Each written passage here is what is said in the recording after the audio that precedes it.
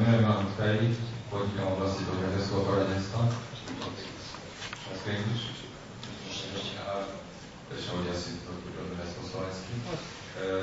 Filozofická otázka. Je podľa vás kríza produktom globalizácie a do akej miery sa zmení globalizácia a dynamika? Bude mať nejaké morálne pravidlá alebo nie?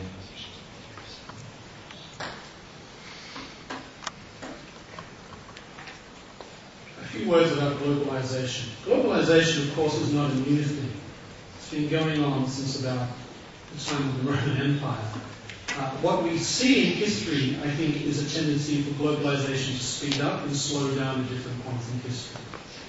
I don't think that globalization is quote-unquote inevitable, because we have seen occasions even in the last century where globalization basically came to a halt.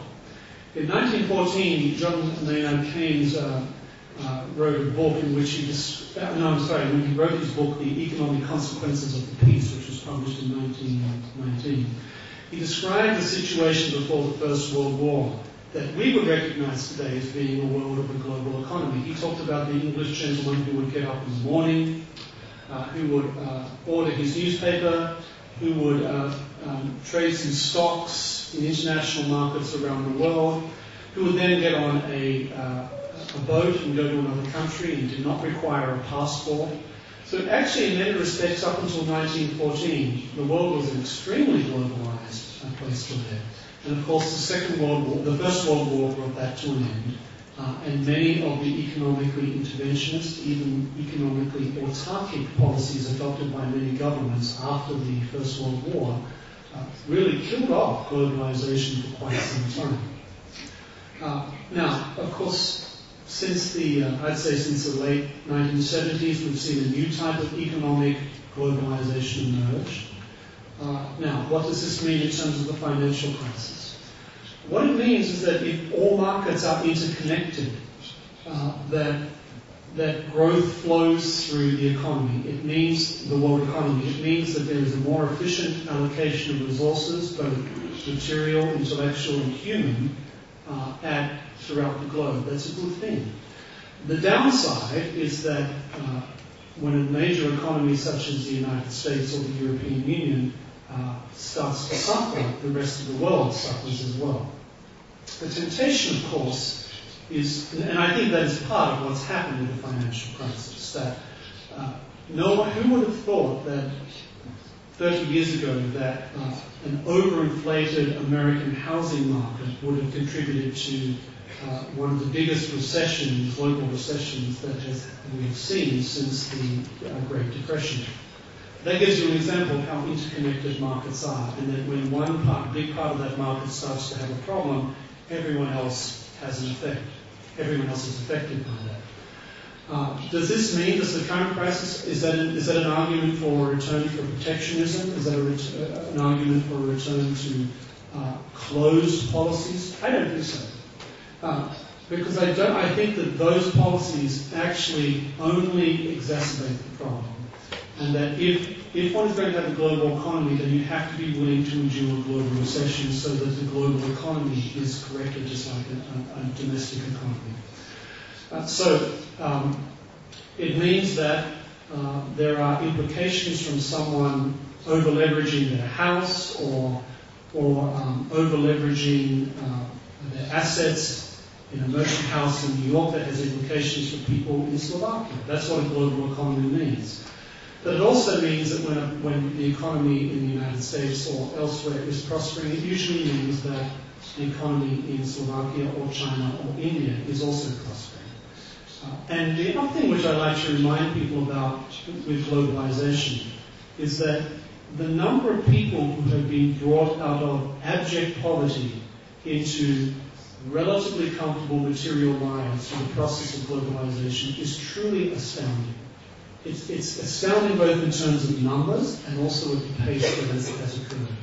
So when I am talking to people who say, I'm very concerned about the poor, I say, I am too. And that's precisely why I'm in favour of markets and globalization, because I think they lift people out of poverty much more quickly. Does it mean instability? Yes, it can mean instability. But economic life is about trade-offs. And one has to be willing to trade certain things off. Maybe it's short-term security for long-term gain. If one is going to live in a global economy where we want everyone to get more money. Well, my name is Oleg Morphanos. I'm from Trend Business Weekly, and I have two simple questions for you. The first is, do you think people will ever stop to lie? And the second one is, do you think the current financial system is a new form of slavery? Thank you. Will people stop lying? No. No, because we're human beings, we're fallible creatures, we make mistakes, we're not perfect, and we're not God. That's why we make mistakes. That's really easy to deal with. But that doesn't mean that we can't explain to people, and preferably in the forums of civil society and in the family, why lying has not just negative consequences in terms of my relationship to truth, but it can have very negative consequences for other people. So when someone says, well, my lie doesn't hurt anyone, well, usually, sometimes it does, and usually it does.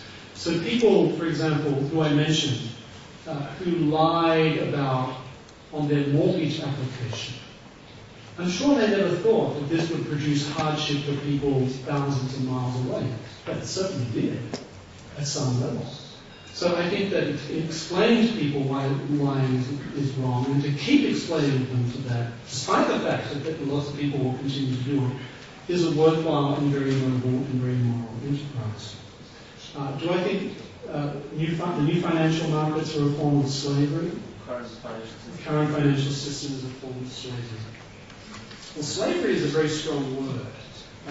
Slavery, of course, means that we are essentially deprived of our free will, that we are totally at the mercy of another human being who can take away our life like that, who can subject us to the most inhumane living conditions. Do I think we're in that situation? No. And what if the person is not a person, but it's money? Let me explain more what you mean by that. Well, if somebody is taking our freedom, it's not a person, but it's a thing, it's money. Well, people can certainly self-enslave themselves to money. It's also entirely possible for people to place material things above human life. That happens all the time. But I don't think that either of those tendencies are particularly characteristic of our current financial system.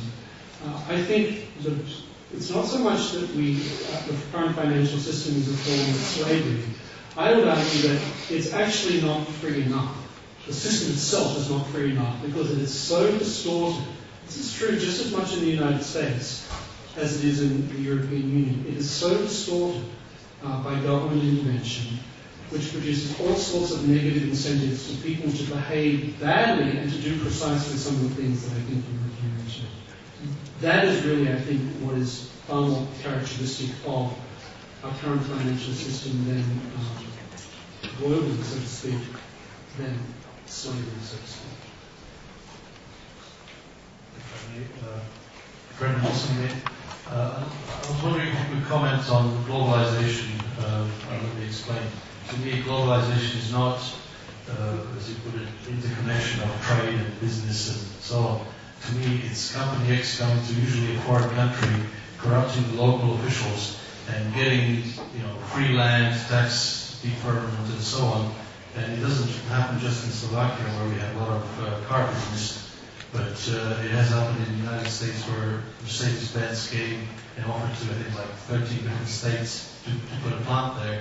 And in the end, Alabama ended up with a package of about $350 million, which, when you count the employment and everything else, and the taxes they will eventually get, they will not repay this in 300 years. So basically what I'm saying is, to me, globalization is a feature of socialism, not capitalism. I was wondering if you could make a comment on that. Well, of course, it depends what form globalization takes. I look at something like foreign investment, which is often a very common manifestation of globalization, as private financial investment, as something that creates connections between people that otherwise would not know each other. I look at something like private foreign investment as bringing capital to countries that often don't have it, and I'd far rather they get it from private sources than from the World Bank or the IMF, because that's actually the type of globalization I have some significant problems with, because in many instances that's what amounts to neo-colonialism in some cases. I also think that if globalization is associated primarily with the growth of international institutions that essentially undermine sovereignty, then I think there are some significant problems with that. If, on the other hand, by globalization we simply mean open borders, open trade, people can invest where they like, they can live where they like, as long as they're not a burden, they don't create burdens for other people, I see that as being immensely productive. It's one of the reasons I think that the United States is quite successful. I'm not always one who quotes Bill Clinton very much, but the former president is, as some of you probably know, an advocate of free trade. And the reason he's an advocate of free trade is because he saw how foreign investment helped to transform his state of Arkansas from being a quite poor state into one in which wealth creation became a real possibility. This, by the way, is one of the reasons why the American car companies are currently collapsing, because they have been propped up for years by government intervention, by essentially acquiescing in corporate executives, acquiescing in every possible demand that the trade unions have made upon them. But they're going out of business, and it's partly because their expenses are so great, but also because they can't compete. They can't compete with foreign companies investing in the United States. Foreign companies investing in the United States produce better cars, cheaper cars, more efficient cars, and I drive a non-American car because it's better. And that is what is putting out of business inefficient and, frankly, in many respects, corrupt domestic car industries in the United States. Good evening. My name is Martin and I'm working in the field of competition policy. I'm curious about your prognosis of regarding this crisis. What future development of world economy do you expect? And my next question: do you think that it is possible in this material world that the morality can prevail? Because it seems that it's much more easy to gain power through non-moral behavior. Forecast for the global economy. Well, it seems to me very clear that the global economy is going to contract over the next few years. This is going to be particularly damaging for developing countries because many of them are deeply dependent upon foreign trade and open markets. I've been shocked when I read the figures of decline in trade when it comes to Asian countries, when it comes to China, when it comes to African countries, Latin America. We're talking about 30-40% decline in trade. That's going to be incredibly damaging for these countries that need access to global markets and need to participate in global markets to raise themselves out of poverty. I am quite concerned about the rise of protectionism that I see happening in the United States. So far, the Obama administration has not gone as far down the protectionist path as I imagined they would, but I think there's considerable pressure from within the president's own party for the United States to do that, to protect American jobs. Like jobs have a national identity. So in the short term, I'm relatively pessimistic. As I said, I'm very worried about the degrees of government taxation and spending that we see happening both in the United States and parts of Europe, and the unwillingness, frankly, of large sections of the political class to basically acknowledge this is a problem. when the governor of the Bank of England basically says to the British government, you cannot keep going on this path, and yet then the next day they raise the highest rate of taxation to 50%, tells you that they're not listening. So in the short term, I'm quite pessimistic. On the other hand, I'm an optimist by nature, and one of the reasons I'm an optimist by nature is because I think human beings are creative. I think human beings will respond to the right incentives. I think human beings are characterized by reason. I think they're capable of being humble when they need to be. I also think that market economies are actually incredibly resilient when you consider the amount of regulation and intervention that they labour under. It's actually quite amazing what they've managed to do. Marx has been proved wrong. I don't know too many communists today outside North Korea and Cuba, with the exception of some teachers' unions. So the idea of going back to command economy seems to me to be gone. So that's a good thing. And I do think that if you look at history, and history I think is the great teacher, you see swings between more openness and more closeness. And we're in a closing stage right now. But sooner or later that starts to have economic consequences. And I'm actually pleasantly surprised that there are enough politicians who are still willing to argue the case for free trade. And that was not the case 50 years ago, when pretty much everyone was embracing Keynesianism or some form of protectionism. When it comes to Europe, obviously the common agricultural policy is something that has to be addressed, and I don't see any willingness to do that. And obviously I would have concerns about the bureaucratization proceeding from Brussels that manages to seep its way through all levels of European society. I'm also very worried about Europe's demographics as well. I think that's a huge problem, a huge economic problem which also disguises some big moral and cultural problems. Which brings me to the last part of your question, which was how reasonable is it for people to expect human beings to act in a moral way? Well, I like to think that people will act in a moral way. I also think, however, that we need to make sure that we reduce the incentives for them to behave in irresponsible and immoral ways, because people, one of the great insights of the Scots like Adam Smith was that people do respond to incentives. And in fact, that's an insight that goes further back into the medieval period. If you read Thomas Aquinas' whole justification of property, there's a certain sense in which he justifies it in terms of the way that people react to situations of common ownership. He says one of the reasons you have private ownership is because owning things in common generally encourages people to do very bad things. So if one can align the incentives correctly, I think human beings will respond. It's like encouraging entrepreneurship. If you have a society in which there are low taxes, in which rule of law prevails, in which property rights are protected, in which corruption is shunned and frowned upon, then people's creative skills, which one of the things that make us different from animals, will of course produce, I think, wealth.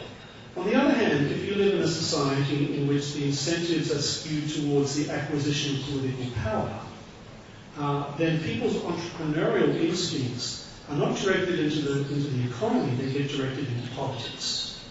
And what you have is a situation whereby a prosperous middle class, a prosperous entrepreneurial middle class, gets replaced with a parasitical political class. And I think if you apply that type of imagery and scenario to Western Europe and to parts of the United States, I think one is quite far down the path of having a parasitical political class. And the problem is that sooner or later, you can't be parasitical on something without replenishing it. And when the wealth creation grinds to a halt, what does the parasitical political class do?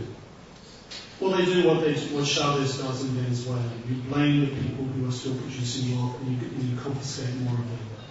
So that, if you get the incentives right, if you structure the incentives right, then you appeal to the better instincts and nature of human beings. If the incentives are aligned incorrectly, then bad things will happen. Now, the fact that bad incentives exist is not an excuse for doing bad things.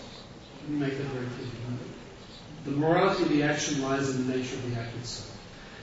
Bad incentives don't justify bad behavior, but they make it easier for people to fall into that temptation.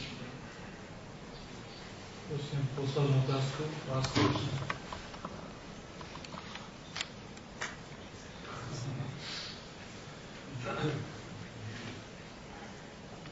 This one.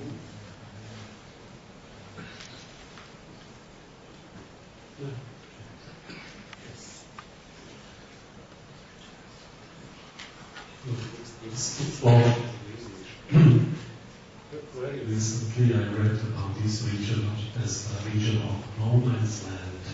Central East Europe. Central and Eastern Europe is no man's land. The lands between Germany and Russia is the countries or small countries or artificial countries of 20 different nations. So, of course, Western moral is different as moral of Machiavelli or moral of Dostoevsky. Yes. However, coming to economics, I feel a little bit too critical from your own side's own view about America, because without America here, we really be under pressure of Germans, Austrians, Hungarians. So we wish to even hear more sweet lies about democracy of America. And so I will not speak too much more. So thank you very much for a very interesting speech. It was very, very positive for us to you are being here. Thank you.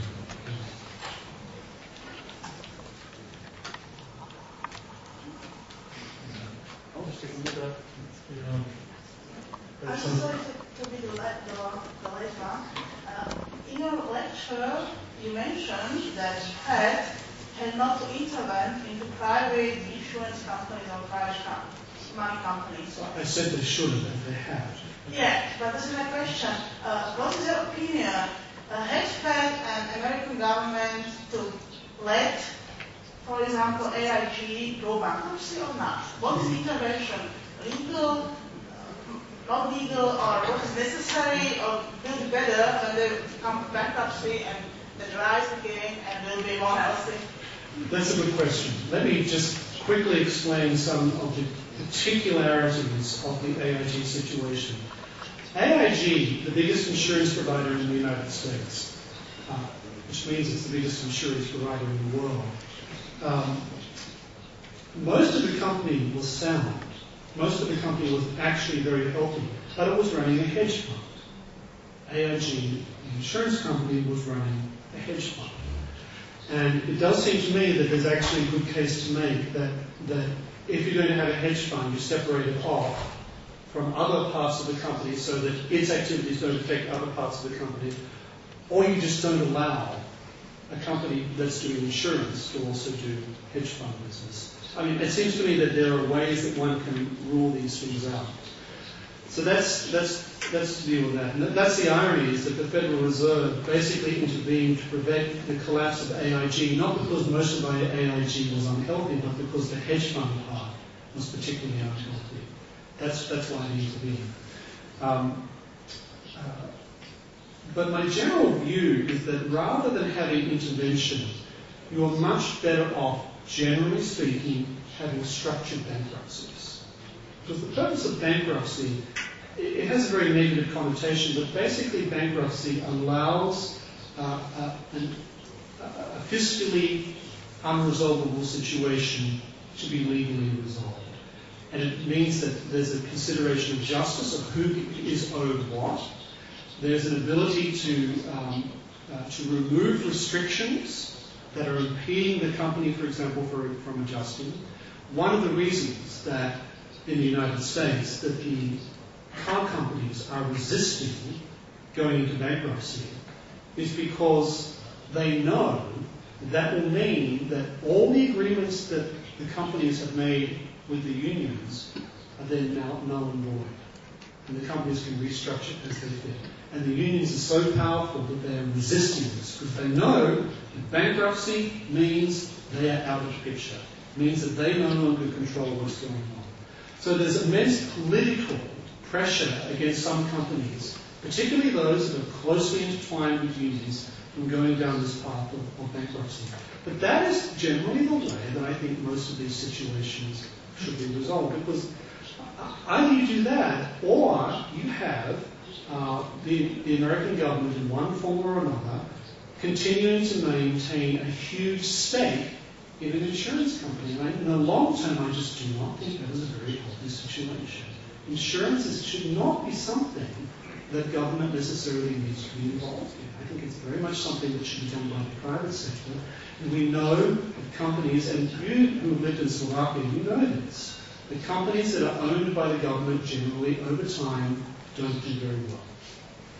They become slow to adapt, complacent, they suffer from the moral hazard problem, and in the end, they become insulated from the reality of profits and losses.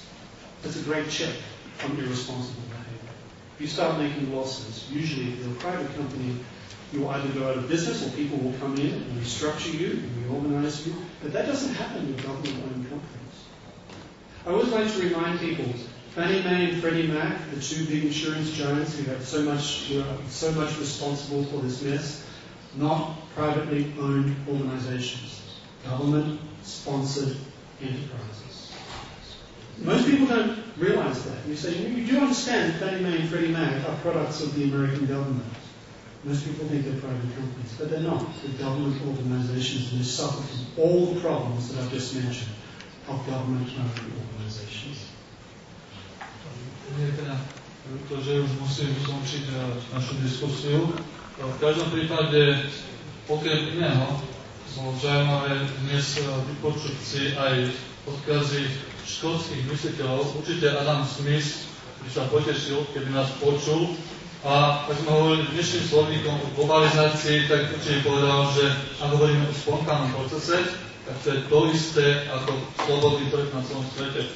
A ak ešte hovoríme o Škótsku, tak možno, že aj ďalšie ponaučenie z tejto diskusie by bolo skúsiť porozmýšľať a vrátiť sa k myšlienkam slobodného bankovníctva v Škótsku v 18. storočí, čo tiež môže byť určitou paralelou pozerajúca aj do minulosti.